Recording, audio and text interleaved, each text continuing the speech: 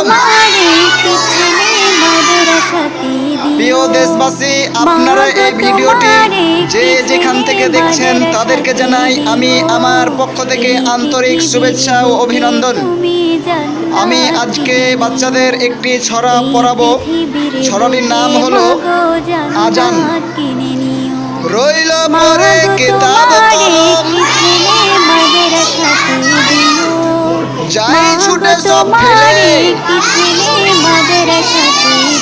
মন বসে না পাঠে আমার, আজান কানে এলে, ইসলামেতে গরিব ধনীর কোনো ভেদাভেদ নাই, বাদশা ফকির পাশাপাশি, নামাজ